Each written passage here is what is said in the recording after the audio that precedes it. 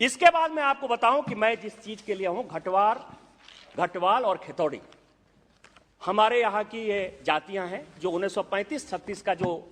Coat किया मैंने British शासन का, वो ब्रिटिश शासन में वो शेड्यूल ट्राइब थे। जब 1950 में इसका नोटिफिकेशन होने लगा तो घटवाल, घटवार और खेतौड़ी जो है वो बाहर रह गए, इससे एक्सक्लूड हो गए।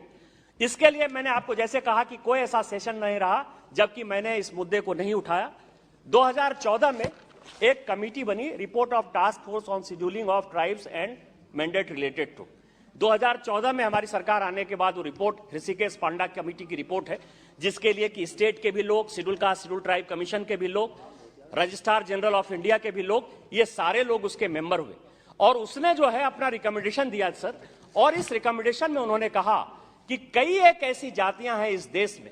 जिसका कि हिस्टोरिकल ओमिशन हो गया है, जिनका कोई कारण, ना कालेलकर कमेटी ने उनको हटाया, ना लोकूर कमेटी ने हटाया, न चंदा कमेटी ने उनको हटाया, न जेपीसी ने उनको हटाया, न किसी राज्य सरकार ने उनको हटाया, न केंद्र सरकार ने हटाया। लेकिन कई एक ऐसी जातियां हैं, उसमें हमारे यहाँ की घटवार और घटवार और खेतौड़ी जाति जनजाति है सर, जो जनजाति थी, क्योंकि उसमें जो कास्टेयर की किताब को इस किताब में जो कोट किया गया है, इस टास्क फोर्स की किताब में 1872 का ऑर्डर है सर कि 1790 तक, जहां संथाल परगना से मैं आता हूं, वहां एक भी संथाल नहीं था। लेकिन आज मेन आदिवासी जो है संथाल माना जाता है, जबकि कास्टेयर साहब ने कहा कि असली जनजाति वहां घटवार, घटवार, खेतौड़ी और पहाड़िया जनजाति के लोग थे। यदि आप एरिया स्पेसिफिक ही कर रहे हैं, शेड्यूल स्पेसिफिक ही कर रहे हैं, तो जिन लोगों का हक वहां था और जिन लोगों के हक को लोग मार रहे हैं, और मैं आपको बताऊं कि हमारे यहाँ कन्वर्सन का यह परिणाम है, ये इस्लामीकरण का यह प्रमाण है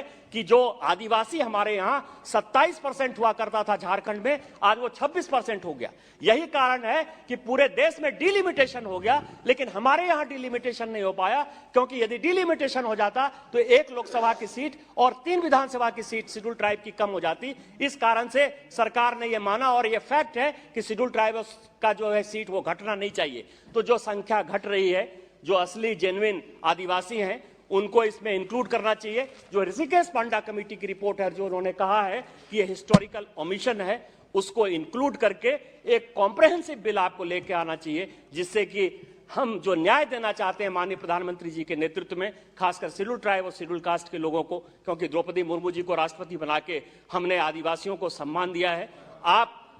ही का 2 बार का रिकमेंडेशन है, एज मुख्यमंत्री आप ही ने उसको रिकमेंड करके भेजा है, उन जातियों को इंक्लूड कर